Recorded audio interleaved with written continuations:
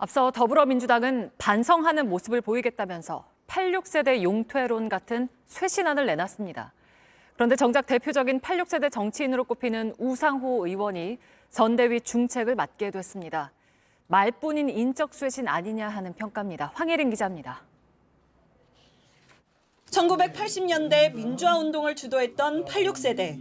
민주당을 이끄는 주류로 자리 잡았지만 최근 용퇴론이 불거졌습니다. 한두 명 용퇴하거나 불출마하는 걸로는 이 정치가 안 바뀐다고. 이 낡은 제도, 이 기득권을 유지시키는 제도를 용퇴시키는 게 저는 정치 교체의 핵심이다. 그러자 송영길 대표가 총선 불출마를 선언하는 등 쇄신 움직임이 일었고 이재명 후보도 정치 교체를 선언했습니다. 최근 정체된 지지율을 끌어올리기 위한 쇄신책이란 평가가 나왔습니다. 하지만 이른바 86세대 쇄신안은 사실상 동력을 잃은 걸로 보입니다.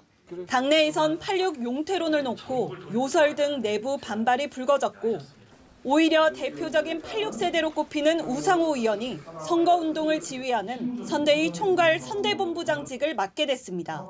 이재명 후보가 정치 교체를 선언한 지 하루 만입니다. 지난해 총선 불출마를 선언한 등 선두에서 정치 교체, 정치 혁신을 이끌 수 있는 적임자이고 우 의원은 당내에서 용퇴론이 나오자 총선에 나오지 않겠다는 뜻을 재차 밝혔습니다.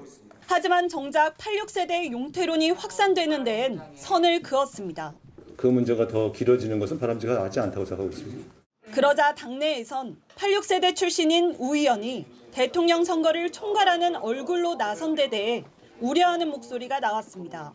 한 중진 의원은 우 의원이 대선에서 중추적인 역할을 맡게 됐는데 국민들에게 기득권을 내려놓은 걸로 보이지 않을 것이라고 쓴소리를 했습니다. 이동학 최고위원도 당내 86세대를 겨냥해 말을 꺼냈으면 실행해라. 이런 정치 물려줄 거냐고 비판했습니다. JTBC 황예린입니다.